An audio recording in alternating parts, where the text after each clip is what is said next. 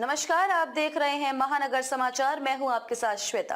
तो चलिए रुक करते हैं आज की बड़ी और प्रमुख खबर। इजराइल के हमलों में ईरान में गए 585 लोगों की जान, खामेनेई ने कर दिया युद्ध का ऐलान। इजराइल ईरान संघर्ष ने अब जंग का रूप ले लिया है। 6 दिनों तक एक दूसरे पर हमले करने के बाद ईरान के supreme leader Ayatollah Ali Khamenei ने आधिकारिक तौर पर जंग का ऐलान कर दिया है। खामेनेई ने कहा कि अब जंग शुरू हो चुकी है और ईरान कोई रहम नहीं करने जा रहा है। इससे पहले डोनाल्ड ट्रंप ने कहा कि हर किसी को फौरन तेहरान खाली कर देना चाहिए और ईरान को बिना शर्त सरेंडर करना चाहिए। उन्होंने ये भी कहा कि ईरान के सर्वोच्च नेता अयातुल्लाह अली खामेनेई अभी नहीं मारेंगे। हालांकि अमेरिका को पता है कि वे कहां छिपे हैं और वे आसान लक्ष्य हैं। जबकि इजराइल की रक्षा मंत्री इजराइल कार्ज का कहना है कि खामेनेई का भी वही हश्र हो सकता है जो इराकी राष्ट्रपति सद्दाम हुसैन का हुआ था। वहीं डोनाल्ड ट्रंप ने इजरायली प्रधानमंत्री बेंजामिन नेतन्याहू से लगातार खराब होते हालत को लेकर फोन पर बात की। इजराइल ईरान जंग में अब 1300 से ज्यादा लोग जख्मी हुए हैं। समाचार एजेंसी एपी ने एक मानवाधिकार समूह के हवाले से बताया है कि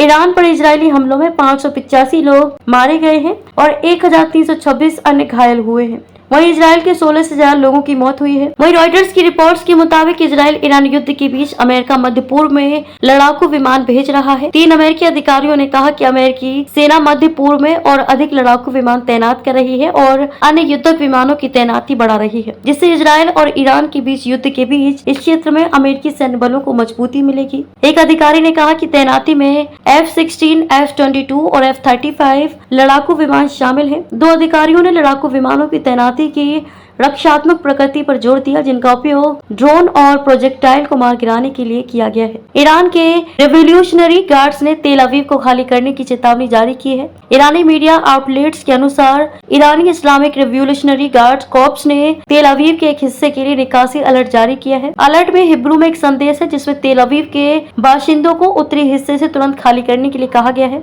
यह चेतावनी IDF द्वारा फारसी में जारी की गई। इसी तरह की चेतावनी के बाद आई है जिसमें तेहरान के क्षेत्र से निकासी का अनुरोध किया गया है। ईरानी अधिसूचना में एक नक्शा शामिल है जो इजरायली अलर्ट में दिखाए गए नक्शे से मिलता जुलता है। हाल के घंटों में ईरान ने इजरायल की ओर 2 मिसाइलें दागी। आवासीय क्षेत्रों में किसी तरह की महत्वपूर्ण चोट या क्षति की सूचना नहीं मिली। पिछले दिन IRGC ने इजरायल से इसी सत्र की सलाह के बाद तेल अवीव के निवासियों को खाली करने का निर्देश दिया था। अमेरिका ने शुक्रवार तक यरूशलेम में दूतावास बंद कर दिया है। यरूशलेम में अमेरिकी दूतावास ने कहा कि वह शुक्रवार तक बंद रहेगा और सरकारी कर्मचारियों को सुरक्षित स्थानों पर रहने का निर्देश दिया है। अपनी वेबसाइट पर पोस्ट किए गए एक बयान में दूतावास ने मंगलवार शाम को कहा कि दूतावास बंद करना मौजूदा सुरक्षा स्थिति और इजरायल और ईरान के बीच चल रहे संघर्ष का परिणाम है। डोनाल्ड ट्रंप ने ईरान पर राष्ट्रीय सुरक्षा परिषद की बैठक बुलाई। AFP ने व्हाइट हाउस के अधिकारी के हवाले से ये रिपोर्ट दी है। AFP ने व्हाइट हाउस के एक अधिकारी के हवाले से बताया कि अमेरिकी राष्ट्रपति डोनाल्ड ट्रंप बढ़ते ईरान इजरायल संघर्ष का आकलन करने के लिए